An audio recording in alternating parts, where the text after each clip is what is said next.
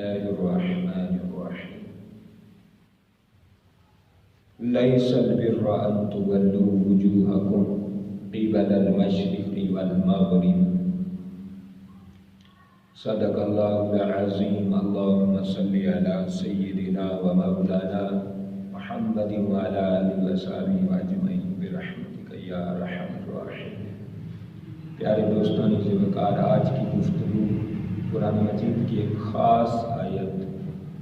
اس پر کرنا چاہتا ہوں۔ اللہ رب العالمین نے قرآن مجید فرقان حمید میں ارشاد فرمایا لیس البر ان تولوا وجوہکم قبل المشرق والمغرب، فرمایا نیکی مکمل وہ نہیں حاصل کر سکتے جو صرف چہروں کو مشرق اور مغرب کی طرف پھیر لیں۔ میں قرآن مجید کی تفسیر کرنا چاہتا ہوں، اس لیے قرآن مجید میرے ہاتھ میں ہے۔ رب کریم نے فرمایا نہیں مکمل نیکی کو وہ پہنچ سکتے جو اپنے چہروں کو مشرق اور مغرب کی طرف پھیر لیں۔ وَلَٰكِنَّ الْبِرَّ مَنْ آمَنَ بِاللَّهِ وَالْيَوْمِ الْآخِرِ وَالْمَلَائِكَةِ وَالْكِتَابِ وَالنَّبِيِّينَ، فرمایا لیکن حقیقتاً نیکی تو یہ ہے کہ چہرے بھی مشرق و مغرب یعنی نماز کی طرف چہرے کو بھی جھکائیں، اللہ پر ایمان بھی لائیں، آخرت کے دن پر ایمان بھی لائیں، اور فرشتوں پر بھی ایمان لائیں،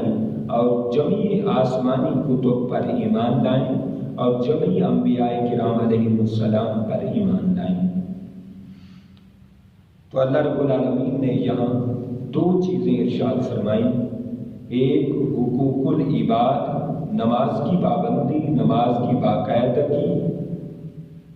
نماز کی طرف رجحان اور نماز کی طرف خیال، اور نماز باجماعت پابندی کے ساتھ 5 ٹائم پڑھنے کی رب نے ترجیح دی، اور پھر رب کریم نے ارشاد فرمایا اس کے ساتھ ساتھ وہ اللہ پر بھی ایمان رکھتے ہوں، اللہ کے رسول پر، اللہ کی کتابوں پر، نبیوں پر اور فرشتوں پر ایمان رکھتے ہوں۔ یہ پوری آیت میں بتایا گیا، ایک کانسیپٹ دیا اور تصور دیا کہ زندگی تمہاری نیکیوں سے کیسے بھرپور ہوگی۔ اگر نیکی کا ایک حصہ لوگے، نیکی کا جسم لو اور منہ نہ ہو تو اس کا کوئی فائدہ نہیں ہے، اگر چہرہ ہو اور باڈی نہ ہو اس کا بھی کوئی فائدہ نہیں، یعنی نیکی کا ظاہر ہو لیکن نیکی کی روحانیت اور حقیقت اور باطن نہ ہو اس کا کوئی فائدہ نہیں۔ رب کریم نے دونوں چیزوں کو یکجا فرمایا، ایک نماز کی پابندی ہو، علامہ اقبال رحمۃ اللہ علیہ نے فرمایا آ گیا اگر عین لڑائی میں وقت نماز، قبلہ روح ہو گئی، قبلہ روح ہو کے زمین بوس ہو گئی قوم حجاز، یعنی وہ لوگ تو جہاد میں، جنگ میں، خوف کے عالم میں نماز خوف ادا کرتے، انہوں نے نماز کی اس قدر پابندی کی کہ دشمنوں کے سامنے بھی اپنے ساتھ جھکا دیے۔ امام حسین کو دیکھیں اور جمیع صحابہ کرام کو دیکھیں، ایک ہی صف میں کھڑے ہو گئے محمود و ایاز، نہ کوئی بندہ رہا نہ بندہ نواز۔ تو پیارے دوستو، اللہ رب العالمین نے فرمایا صرف نماز پڑھنا نیکی نہیں ہے، اس کے ساتھ نیکی کو اور سمجھنے کی ضرورت ہے، لیکن یہ سمجھیں کہ حقوق العباد ادا کریں اور بندوں کے ساتھ اچھا تعامل کریں، بندوں کی ہیلپ کریں، لیکن نماز کی طرف نہ آئیں، یہ بھی غلط ہے۔ جان جانے سے پہلے ادا کر نماز، حشر میں خدا پوچھے گا پہلے نماز، روز محشر کے جان گداز ہوت اولین پرسش نماز ہوت، یعنی نماز ہی بہترین چیز ہے۔ گویا کہ 50% بنا لیں، 50% نماز ہے، 50% حقوق العباد ہے، بندوں کے حق ادا کرنا۔ تو پیارے، اللہ رب العالمین نے فرمایا جو یہ ایمان لے آئیں ان ساری ذوات مقدسہ پر، نماز، قرآن پر اور کتابوں پر، فرشتوں پر، میرے اوپر، رسولوں پر، سب پر اگر ایمان لے آئیں، اس کے بعد رب نے کیا فرمایا وَآتَ الْمَالَ عَلَىٰ حُبِّهِ، فرمایا مال اگرچہ پسندیدہ ہے، زُيِّنَ لِلنَّاسِ حُبُّ الشَّهَوَاتِ مِنَ النِّسَاءِ وَالْبَنِينَ وَالْقَنَاطِيرِ والقناطیر المقنطرۃ من الذهب والفضۃ والخیل المصومۃ والانعام والحرث۔ اللہ رب العالمین نے فرمایا ان کی محبت، مال کی محبت، جائیداد کی محبت ہم نے دلوں میں نازل کر دی ہے، دلوں میں نافذ کر دی ہے، دلوں میں رچا بسا دی ہے۔ اب آزمائش کرنا چاہتے ہیں، کون مال کی جانب جاتا ہے، کون رب ذوالجلال کی جانب آتا ہے۔ فرمایا وآتَ الْمَالَ عَلَىٰ حُبِّهِ، مال اگرچہ پسندیدہ ہے لیکن اس کے باوجود بھی مال کو رب ذوالجلال کے نام پر وقف کر دے، رب ذوالجلال کے نام پر خرچ کر دے، رب ذوالجلال کے نام پر ہی قربان کر دے۔ فرمایا یہی دیکھنا چاہتا ہوں۔ لیکن قرآن نے بڑا اسلوب دیا ہے، بڑا طریقہ دیا ہے، ایک اہم چیز کی طرف قرآن نے بندے کی توجہ کرائی ہے، دھیان کرایا ہے کہ بندے مال جب بھی خرچ کرے پہلے دیکھ ذوی القربا۔ اس پر میں بہت زور دینا چاہتا ہوں۔ ہم دور دوستیاں بناتے ہیں، اپنوں دور جوڑتے ہیں، اپنوں سے توڑتے ہیں، دور خرچ کرتے ہیں، نام بناتے ہیں، لائنیں لگواتے ہیں اور فلیکس لگواتے ہیں اور اعلانات کرواتے ہیں، لیکن اپنے رشتہ داروں کی فکر نہیں ہوتی۔ رب نے میں قرآن مجید کا جتنا میرا مطالعہ ہے، جتنا میرا نالج ہے، جتنا میرا علم ہے، میرے رب کے فضل و کرم سے جتنا میرا مطالعہ ہے، میں تو اسی بات پر اسی نتیجے پر پہنچا ہوں کہ 40 سے 50 دفعہ رب نے خرچ کرنے کا حکم دیا، اور جہاں بھی رب نے حکم خرچ کا دیا وہاں رب نے ذوی القربا پہلے رشتہ دار کو رکھا۔ پیارے کچھ ہم بھی سمجھیں، قرآن کو ہم بھی سمجھیں، قرآن ہمارے لیے آیا ہے، قرآن کافروں کے لیے تھوڑی آیا ہے، قرآن منافقوں کے لیے تھوڑی آیا ہے، یہ تو حضور کے غلاموں کو رب نے تحفہ دیا ہے، اور 30 سپارے کا علم کا سمندر رب نے عطا فرمایا ہے۔ یہ تو اللہ کی کرم نوازی ہم پر ہوئی ہے۔ ہم قرآن کو سمجھیں، قرآن ہمیں کیا دعوت دے رہا ہے، قرآن ہمیں دعوت فکر کیا دے رہا ہے۔ آج قرآن کو جتنا ہم بھولتے جائیں گے اس قدر ہم زوال میں چلے جائیں گے، اس قدر ہم ترقی سے محروم ہو جائیں گے، اس طرح ہم رب کی رحمتوں سے محروم ہو جائیں گے، رب کی کرم نوازیوں سے محروم ہوں گے۔ اور میں دعوت فکر دے رہا ہوں، اگر چاہتے ہیں یہاں وہاں عزت، یہاں وہاں معزز بننا چاہتے ہیں، یہاں وہاں رسپیکٹیبل بننا چاہتے ہیں، یہاں وہاں آنریبل بننا چاہتے ہیں، تو ہمیں قرآن کی طرف مڑنا ہوگا، قرآن کی طرف جھکنا ہوگا، قرآن کی طرف توجہ کرنی ہوگی، قرآن کے مفاہیم، قرآن کے مطالب، قرآن کے تراجم، قرآن کی ٹرانسلیشن کی طرف بڑھنا ہوگا، قرآن کے حروف کی طرف بڑھنا ہوگا، قرآن کی تلاوت کی طرف، قرآن کی سماعت کی طرف ہمیں بڑھنا ہوگا۔ اگر ہم چاہتے ہیں کہ ہم کامیاب ہوں، کامیابی ہمارے قدم چومے، کامیابی ہمارا مقدر بنے، کامیابی ہمارے گھروں کی دہلیز پر آئے، تو ہمیں قرآن کی جانب بڑھنا ہوگا۔ یہ ہم نہیں، کافر بھی سمجھتے ہیں کہ جو قرآن سے منسلک ہو جائے، قرآن سے وابستہ ہو جائے، قرآن سے اپنا رشتہ جوڑ لے، قرآن سے اپنا تعلق قائم کر لے، قرآن سے اپنا تعلق دائم کر لے، پھر یہاں وہاں وہ محترم ہو جاتا ہے۔ تو قرآن نے جہاں بھی خرچ کرنے کا حکم دیا، ذوی القربا، رشتہ داروں کو خرچ، یہ میرا اگر پیغام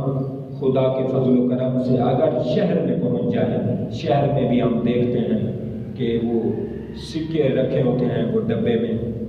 ٹھپے رکھے ہوتے ہیں، جو بھی فقیر آتا ہے 1 روپیہ 2 روپیہ 5 روپے کا وہ ٹھپا، وہ سکہ دے دیتے ہیں، اور اسی طرح وہ سارا دن یہی سلسلہ چلتا رہتا ہے۔ تو میں ان سے درخواست کروں، گزارش کروں، برادرانہ طور طریقے پر گزارش کروں، میرے بھائیوں، میرے بزرگوں، میرے مہربانوں، مجھ سے آپ کہیں درجے بہتر ہیں، علم میں، عمل میں، ہر چیز میں، عزت میں، عظمت میں، ہر چیز میں آپ بہتر ہیں، نیکی میں، تقوی میں، پرہیزگاری میں، زہد میں، ورع میں، عاجزی میں، انکساری میں، ہر چیز میں آپ مجھ سے کہیں بڑھ کر ہیں۔ مگر ایک برادرانہ علماء اور صلحاء فرماتے ہیں اگر علم کی شمع کافر سے بھی ملے تو لے لینی چاہیے۔ اگر علم کی شمع، ایک روشنی، ایک کرن میں دینا چاہتا ہوں، تو ایک طالب علم اور اسٹوڈنٹ سمجھ کر اس کو قبول کیجئے کہ رب نے جب بھی خرچ کرنے کا حکم دیا فرمایا ذوی القربیٰ، رشتہ داروں کو خرچ کریں۔ اگر ہم آج یہ رشتہ داروں کو خرچ کریں تو دیکھیں اسلام بدنام نہ ہوگا، اسلام کو تقویت ملے گی، پاکستان کو قوت ملے گی، پاکستان اسٹرینتھ ہوگا، پاکستان پاورفل ہوگا، انرجی فل ہوگا۔ لیکن ہم اگر قرآن کے اسلوب پر آئیں، قرآن کے طریقہ کار پر آئیں، قرآن کی تعلیم پر آئیں، آپ دیکھیں ہم کچھ ہمارے مسئلہ یہ ہے کہ کچھ ایسے بندوں کے پاس پیسے آ گئے ہیں، ایسے بندوں کے پاس دولت آ گئی ہے جن کے پاس عقل نہیں ہے، جن کو پتہ نہیں ہے خرچ کہاں کرنا ہے، نعت خوانوں پہ اڑا رہے ہیں، جو آگے کروڑ پتی ہیں، جو لاکھوں روزانہ کے بیس پر کمانے والے ہیں، ان کے پاس آگے پہلے کون سی کمی ہے؟ ان کے پاس پیسے کی کمی نہیں، لیکن پھر بھی ہم اس پر اڑائے جا رہے ہیں اور گتھیوں کی گتھی لے آتے ہیں، 10 والی، 50 100 والی، 1000 والی اڑا دیتے ہیں اور ہم سمجھتے ہیں شاید یہی نیکی ہے۔ نہیں، یہ نیکی نہیں، ہم نیکی کا اصل رخ بھول چکے ہیں، ہم اپنے رشتہ داروں کو بھول چکے ہیں، ہم اپنے غریبوں کو بھول چکے ہیں۔ مقصد یہ ہے کہ ان لوگوں کے پاس پیسہ آ چکا ہے جن کو پتہ نہیں ہے خرچ کہاں کرنا ہے۔ فلک نے عطا کی ہے جنہیں خواجگی، خبر نہیں انہیں روش بندہ پروری کیا ہے۔ مقصد یہ ہے وہ ایک بادشاہ تھا، اس کی بیٹی اس کے ساتھ بیٹھی ہوئی تھی، ایک خاتون آئی، عورت آئی، غریب گھرانے کی خاتون آئی، عورت آئی، اس نے کہا بادشاہ ہمارے گھر آٹا نہیں ہے، کچھ مہربانی فرمائیں، گندم عطا فرمائیں، کچھ ہم بھی کھا لیں، ہمارے بچے بھی کھا لیں۔ تو وہ شہزادی جو بیٹی تھی، بادشاہ کی بیٹی صاحبزادی نور نظر بیٹھی تھی، وہ کہنے لگی ابا حضور ان کے پاس اگر آٹا نہیں ہے تو یہ فروٹ کھا لیا کریں، یہ پھل کھا لیا کریں، یہ آئس کریم کھا لیا کریں، یہ اور چیزیں کھا لیا کریں اور اللہ کی نعمتیں کھا لیا کریں۔ اب انہیں کیا پتا بیٹی جن کے گھر کھانا نہیں ہے، آٹا نہیں ہے، ان کے پاس فروٹ کیسے آ گئے، ان کے پاس ڈرائی فروٹ، فریش فروٹ کہاں سے آ گئے۔ اب یہ بیٹی نے تو کبھی مصیبت دیکھی نہیں، یہ تو بادشاہوں کے گھر میں پلی، سونے کا چمچ لے کے پلی، اسے کیا پتا کہ دکھ کیا ہوتے ہیں۔ دکھیے دیگر دکھیا سنتا، سکھیے کو کی خبر، سکھیے کو خبریں نہیں ہوتی، دکھی کو دکھیے کی خبر ہوتی ہے۔ اس لیے رب نے روزے کا کنسیپٹ رکھا ہے تاکہ جس کو دنیا میں اگر کوئی کمی نہیں ہے، مال دولت کی فراوانی ہے، وہ چلو روزہ رکھ کے سمجھ لے کہ بھوک کیا ہوتی ہے، بھوک کا احساس کیا ہوتا ہے، پھر بھوکوں کا خیال کتنا رکھنا ہوتا ہے، پیاس کیا ہوتی ہے، پیاسے کا کتنا خیال رکھنا ہوتا ہے۔ یہ رب نے بندے پر انعامات کرنے ہیں، رب نے بندے کو صراط مستقیم دکھانا ہوتا ہے۔ رب نے روزے کا تصور اس لیے دیا ہے تاکہ ہمدردی آئے، غم گساری آئے۔ اس لیے حضور نے فرمایا یہ ہمدردی کا مہینہ ہے، یہ سخاوت کا مہینہ ہے۔ تو پیارے دوستو، دکھیے دیگر دکھیا سنگا، مقصد یہ ہے ہم جو آگے کروڑ پتیاں، اب جو کھلاڑیوں کو انعامات مل رہے ہیں، کھلاڑیوں کی آگے پہلے کون سی تھوڑی تنخواہ ہے، اتنی لاکھوں میں وہ روزانہ کما رہے ہیں، ایک میچ کی کتنی فیس ملتی ہے، ماہانہ کتنی تنخواہ ہے، لیکن انہیں پلاٹ دیے جا رہے ہیں، غریب مر رہا ہے، امیر کو ترقی دی جا رہی ہے۔ یہ کیا ہے؟ یہ کون سا طریقہ ہے؟ اور اکثر امیر کبیر لوگ وہ جانور رکھ لیتے ہیں، کوئی کسی کو بلیاں رکھنے کا شوق ہے، کسی کو کتے رکھنے کا شوق ہے، کسی کو گھوڑے رکھنے کا، کسی کو مور رکھنے کا، الغرض یہ طرح طرح کی چیزیں کیا کیا بندے رکھ لیتے ہیں اور اپنے شوق پورے کرتے رہتے ہیں۔ میاں صاحب نے فرمایا ربا تیریاں تو ہی جانے، ربا تیریاں تو ہی جانے، ایک کیوں جی کھیل رچائی، بندے راتی بھوکے سوتے، کتے کھان ملائی، کتے ملائیاں کھا رہے ہیں، دیسی گھی کھا رہے ہیں، پتہ نہیں امیروں کے پاس آپ جائیں ان کے کتوں کی خوراک دیکھیں۔ اور ایک طرف ہمارے ملک میں پتہ بھی ہے غربت ہے، 50% لوگ غربت کی لکیر سے بھی نیچے ہیں۔ اتنی غربت میں اگر جانوروں کو یہ چیزیں کھلائی جائیں، یہ کیا ہے؟ ایک دن مرنا نہیں ہے، قبر میں نہیں جانا، خدا کے حضور کھڑے نہیں ہونا، رب کے ہاں سوالات جوابات نہیں ہوں گے، اللہ سے ملاقات نہیں ہوگی، کیا جہنم کا خوف نہیں ہے؟ کیا جنت کی طلب نہیں ہے؟ خدا کی قسم اپنے اندر حیا پیدا کرو، اپنے اندر ہمدردی پیدا کرو، اپنے اندر لوگوں کے لیے خیال پیدا کرو، لحاظ پیدا کرو، لوگوں کی پاسداری کرو، لوگوں پر مہربانی کرو، شفقت کرو، محبت کرو اور ان پر خرچ کرو، اور خرچ بھی حقدار تک حق پہنچاؤ۔ پاکستان میں یہ کمی ہے، حقدار تک حق نہیں پہنچتا۔ ہم نے ایک بڑے بندے کو دعوت دی تو وہ بڑا بندہ کہنے لگا مجھے دال کھلانی ہے، کیونکہ ہم جہاں جاتے ہیں ہزاروں کھانے پکے ہوتے ہیں، ہم وہ اعلیٰ کھانے کھا کر ہم تھک گئے ہیں، ہم دال کھانا چاہتے ہیں، سادی غذا کھانا چاہتے ہیں۔ تو پتہ چلتا ہے کہ ہم جو امیر ہے اسے اور کھلانا چاہتے ہیں، اور بھرنا چاہتے ہیں، جو پہلے بھرا ہوا ہے ہم اور بھرنا چاہتے ہیں، جس کا گھر پہلے بھرا ہوا ہے ہم امیر کو امیر تر بنانا چاہتے ہیں، غریب کو غریب تر بنانا چاہتے ہیں۔ یہ کون سا اسلام ہے؟ یہ رب کریم نے کیسا پیارا اسلوب دیا ہے، قرآن کا کیسا طریقہ ہے، قرآن نے کیسا پیارا نظام دیا ہے، اور ہم چاند کی طرف نگاہ کرتے رہتے ہیں، اور چاند کی طرف دیکھو، چاند کی طرف سفر کر رہے ہیں اور چاند پر پہنچنے کی کوشش کر رہے ہیں۔ کسی نے کیسا بہترین جملہ کہا ہے، کہا بہتر ہے ماہ و بہر پہ نہ ڈالو کمندیں، بہتر ہے ماہ و بہر پہ نہ ڈالو کمندیں، انسان کی خبر لو کہ وہ دم توڑ رہا ہے۔ تم اس چاند کی طرف جا رہے ہو اور ہزاروں خرچے کر رہے ہو اور لاکھوں اڑا رہے ہو اور چاند پر پہنچنا اپنا کمال سمجھتے ہو، ارے وہ تو آسمان کا چاند ہے، تم زمین کا چاند، انسان کی خبر لو، انسان کس حال میں ہے، انسان کس غربت کی لکیر گزر رہا ہے، کس غربت سے گزر رہا ہے، کتنی تنگی سے گزر رہا ہے، کتنی پریشانی سے گزر رہا ہے۔ غریب اپنی عزت سے کھیل رہا ہے، اپنی صحت سے کھیل رہا ہے، گردے بیچ رہا ہے، اور کیسے کیسے ان پر ظلم و ستم کیے جا رہے ہیں، کیسے کیسے۔ تو پیارے دوستو، اگر حقدار تک حق پہنچے تو ہم سے کئی چیزیں ختم ہو سکتی ہیں۔ ایک یہ کہ ہم ڈبل ثواب کما سکتے ہیں، ایک رشتہ داری ادا کریں، رشتہ داری کے حقوق ادا کریں، دوسرا خرچ کریں۔ تو ہمیں خرچ کرنے میں جب بھی کوشش کرنی چاہیے ذوی القربا، رشتہ دار پہلے ہونے چاہیے۔ اگر ہم اپنے رشتہ داروں کو پہلے دیں، یہ شہر میں جو آپ سکے دیتے رہتے ہیں، 1-1 روپیہ 2-2 روپے، اس سے کیا ہو رہا ہے؟ اس سے فقیر بڑھ رہے ہیں، گداگر کی تعداد بڑھ رہی ہے، فقراء کی تعداد بڑھ رہی ہے، اس سے پاکستان بدنام ہو رہا ہے، اس سے اسلام بدنام ہو رہا ہے۔ تم نے تو ایک لمحے میں اسے ٹال دیا، 1 روپیہ دے کے ٹال دیا، لیکن جس کا 2000 3000 5000 روزانہ کا بچ جاتا ہے، وہ تو اپنی نسلوں کو بھی کہے گا کہ غریب نہ اسی طرح گداگری کرنی ہے، اسی طرح فقیر بننا ہے، اس میں نہ محنت ہے نہ تو دو ہے، بس دوڑ لگائی 5-6 ہزار روپیہ ہو گیا، گھر میں جا کے کھانے کھاتے رہے۔ تو یارو، ایک طرف ہمارے امیروں کو پتہ نہیں ہے خرچ کہاں کرنا ہے، اور دوسری طرف میرے اگر فقیر، گداگر اور مانگنے والے سائل اگر میری گفتگو کو سنیں، خدا را مہربانی کریں، کچھ اپنے ہاتھ سے کمائیں۔ اللہ نے اپنے نبیوں کو بھی کاروبار سکھایا، اللہ نے صنعت کاری سکھائی، اللہ نے طرح طرح کے، آپ نبیوں کی سیرت پڑھیں، صحابہ کرام کی سیرت، کیسے کیسے انہوں نے کاروبار کیے، کیسے کیسے انہوں نے کمایا، کھایا اور کھلایا۔ میرے حضور نے فرمایا یہ جو دولتیں اکٹھی کر رہے ہو فقیر، میرے حضور نے فرمایا جس کے پاس 1 دن کا کھانا ہے پھر وہ مانگنے جاتا ہے، قیامت والے دن جب آئے گا اس کے چہرے پر یہ خون نہیں ہوگا، یہ گوشت نہیں ہوگا، ہڈیاں ہی ہڈیاں ہوں گی۔ آپ جب انسان کا ڈھانچہ دیکھیں تو کتنا ڈر لگتا ہے بندے سے۔ جب اس پوزیشن میں اور اس حالت میں فقیر تم قیامت کے دن پہنچو گے، کیا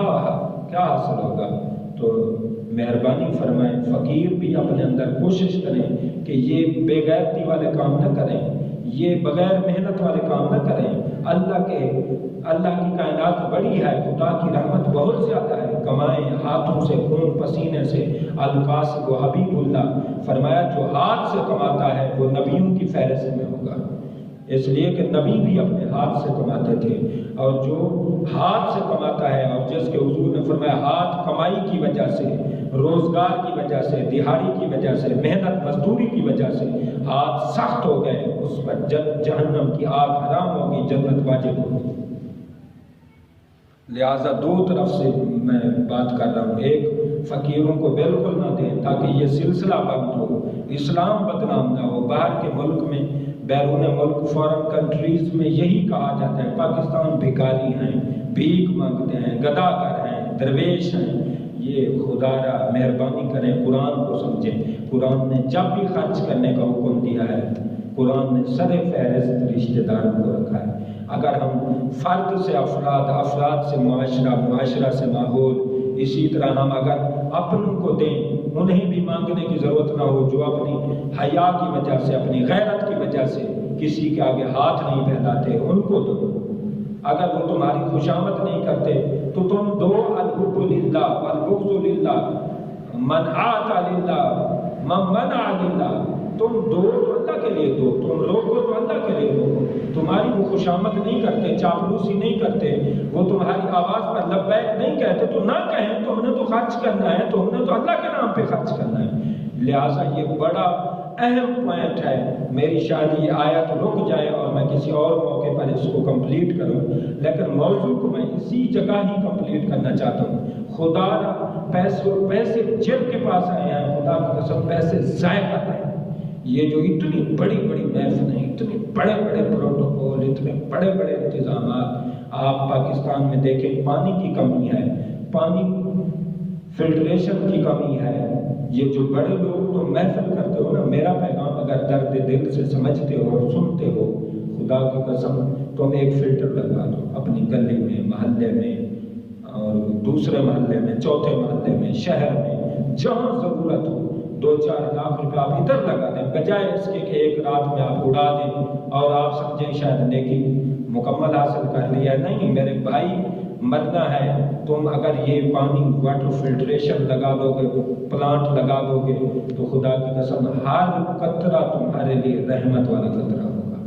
اپنے مرحومین کے اصالہ ثواب کے لیے یہ انتظام کریں۔ یہ طرح طرح کے اخراجات اور بکرے پکانے اور طرح طرح کے کھانے پکانے، یہ اصالہ ثواب میں ختم کریں۔ اصالہ ثواب وہ کریں جو آپ 1 لاکھ خرچ کریں، آپ کو کروڑوں کا ثواب آپ کے مرحومین کو ہر روز کی بیس پر اور بنیاد پر ملتا رہے۔ اس کے لیے آپ اگر واٹر فلٹر پلانٹ لگا دیتے ہیں تو اس سے کیا ہوگا؟ جتنے صبح سے شام تک لوگ پانی پئیں گے، میرے حضور نے فرمایا جس نے کسی کو 1 قطرہ پانی کا پلایا، کل میں حوض کوثر سے اسے پلاؤں گا، وہ میرے حوض کوثر سے میں اسے پلاؤں گا اور خوب پلاؤں گا اور پیار سے پلاؤں گا، شفقتوں سے پلاؤں گا۔ میرے حضور نے مدینہ کی ریاست میں سب سے پہلا کام یہ کیا تھا، پانی کا نظام ٹھیک کیا، پانی کے کنویں میں اپنا دعاب دہن ڈال دیا اور فرمایا عائشہ جاؤ اور سب صحابہ کرام میں اعلان کر دو، صحابہ کو کہو ادھر ادھر بات کو پھیلائیں اور اشاعت کریں کہ لوگوں جو دور دور سے پانی لے آتے ہو، میں مصطفیٰ نے اپنا لعاب دہن اسی کنویں میں ڈال دیا ہے، اب جہاں کہیں سے پانی نہ لاؤ، یہاں سے پانی بھرو، اور جو اس پانی میں ذائقہ ہے، جو اس پانی میں شفا ہے، کائنات میں ایسا پانی نہیں ملے گا تمہیں۔ تو آقا علیہ الصلوۃ والسلام نے کیسا پاک نظام دیا، کیسا بہترین کام دیا، حضور نے کیسی کرم نوازیاں کی، کیسے مہربانیاں کی۔ تو خدا را بڑے بڑے جو امیر کبیر لوگ ہو، تم کھلاڑیوں کو انعامات دے رہے ہو، فلاں جگہ انعامات دے رہے ہو، فلاں جگہ، میرے حضور نے فرمایا بندہ اس وقت تک رب کی بارگاہ سے قدم پیچھے نہیں ہٹا سکے گا جب تک کہ سارے سوالات کے جواب نہیں دے گا۔ تو غریبوں پر رحم کریں، غریبوں کو ماہانہ راشن ان کے گھر میں پہنچائیں، انصاف ان کی دہلیز پر پہنچائیں، اور یہ پانی فلٹریشن زیادہ سے زیادہ لگائیں۔ جس کے پاس 1 کی طاقت ہے وہ 1، 2، 4، 10 جتنے بھی لگوا سکتے ہیں آپ لگوائیں۔ اس سے لوگوں کی دعائیں حاصل کریں، لوگ سیراب پانی پئیں۔ جب انسان پانی پئیں گے، ایک گنہگار عورت جا رہی تھی، جب اس نے کتے پیاسے کو پانی پلایا، کتے نے منہ عرش کی طرف کہا، عرش منہ کر کے کہا مالک تو اس سے راضی ہو جا، اس نے مجھے سیراب کیا ہے۔ تو رب نے اس گنہگار فاحشہ عورت کو ولیہ بنا دیا۔ جو کتے کو پانی پلائے اس کو یہ مقام ملے، یہ عزت ملے، یہ انعام ملے۔ جو انسانوں کو صبح و شام بہترین صاف ستھرا صحت مند پانی فراہم کرے، صبح و شام لوگ اس سے سیراب ہوں، ان کے بچے سیراب ہوں، ان کے بزرگ، ان کی خواتین سیراب ہوں، تو کتنا تمہیں انعامات ملیں گے، کتنا رب راضی ہوگا۔ مہربانی فرمائیں جن کے پاس پیسے ہیں وہ سمجھیں کہ یہ پیسے خدا کی قسم تمہارے پاس امانت ہیں، اور یہ پیسے آپ سمجھیں یہ امانت ہیں کیسے؟ اس لیے کہ یہ پیسے جو ہیں نا تمہارے پاس امانت ہیں۔ اللہ نے فرمایا وَفِي أَمْوَالِهِمْ حَقٌّ لِلسَّائِلِ وَالْمَحْرُومِ، یہ تمہارے پاس جو پیسے ہیں، مال ہے، دولت ہے، جائیداد ہے، یہ سائلوں اور محروموں کا اس میں حق ہے، ان میں حق کو پہچانے۔ یہ زکوٰۃ جو نہیں دیتے، یہ صدقہ نہیں دیتے، فطرانہ نہیں دیتے، یہ طرح طرح کے اللہ کے نام پر آج خرچ کرنا بہت مشکل ہو گیا ہے، لوگ بہت دور چلے گئے ہیں۔ میرے یارو دنیا سے کچھ نہیں لے کے جانا، بڑے بڑے امیر چلے گئے، قارون جس کی دولت کا وہ اندازہ بھی نہیں لگایا جا سکتا، جس کے سٹور کی چابیاں کتنے 100 اونٹ اٹھاتے تھے، تو اس کے پاس کتنی دولت تھی، رب نے دولت سمیت اس کے اندر زمین کے اندر دھنسا دیا، زمین کے اندر غرق کر دیا، وہ دولت بھی لے گیا، خود بھی چلا گیا، زمین میں غرق ہو گیا۔ تو یہ ہمارے ایک استاد تھے، ٹیچر تھے، وہ کاروبار میں کہیں انہوں نے شراکت کی، پارٹنرشپ کی، دکانوں میں فلاں دکان میں فلاں دکان میں، تو وہ بڑے بزنس مین بن گئے، ان کے پاس بڑا پیسہ آ گیا۔ تو وہ ایک دن پڑھاتے ہوئے قسم اٹھا کے کہنے لگے بیٹے پیسے تو میرے پاس بہت زیادہ آ گئے ہیں، لیکن خدا کی قسم اتنی زیادہ نشے کی گولیاں کھاتا ہوں، اتنی زیادہ، لیکن نیند پھر بھی نہیں آتی۔ یہ آپ سمجھیں یہ جو آپ کے پاس مال آ رہا ہے یہ کس کا حق ہے؟ آپ جو بڑھ رہے ہیں، برتر ہو رہے ہیں غریبوں سے، غریبوں کا اس میں حق ہے۔ جب غریبوں کا حق تمہارے پاس آ رہا ہے تو مال تو تمہارے پاس آ رہا ہے، لیکن سکون تمہیں نہیں ملے گا، اس لیے کہ سکون تمہارے حصے کا تو تمہیں مال مل چکا، لیکن وہ جو غریبوں کے حصے کا مال مل رہا ہے یہ تمہیں بظاہر مال مل رہا ہے، لیکن خدا کا عذاب مل رہا ہے۔ تو جتنا پیسہ آتا جائے گا اتنا سکون میں کمی آتی جائے گی، سکون کم ہوگا، رب ناراض ہوگا، اور جنت میں اگر گئے بھی صحیح تو 500 سال بعد غریبوں سے جاؤ گے۔ لہذا پیسے وہ ہوں جو غنی عثمان غنی کو ملے۔ غنی وہ کیسے تھے؟ انہوں نے ہزاروں لاکھ کروڑ کی دولت ہونے کے باوجود خود پر خرچ نہ کیا، راہ اللہ سب کچھ خرچ کیا، فی سبیل اللہ خرچ کیا۔ لہذا قرآن کا میسج یہ ہے لیس البر ان تولوا وجوہکم قبل المشرق والمغرب ولکن البر من آمن باللہ والیوم الآخر والملائکۃ والکتاب والنبیین وآتى المال علی حبہ ذوی القربی۔ فرمایا مال رشتہ داروں پر دیں، اسی طرح فرد سے افراد سے معاشرہ خوشحال ہوگا، معاشرے سے ماحول خوشحال ہوگا، ماحول سے پاکستان خوشحال ہوگا۔ جن غریب فقیروں کو تم دے رہے ہو وہ فقیر کوٹھیاں بنائے جا رہے ہیں اور کھانا ان کو بھی نصیب نہیں ہے، کیونکہ یہ خدا کی لعنت ہے،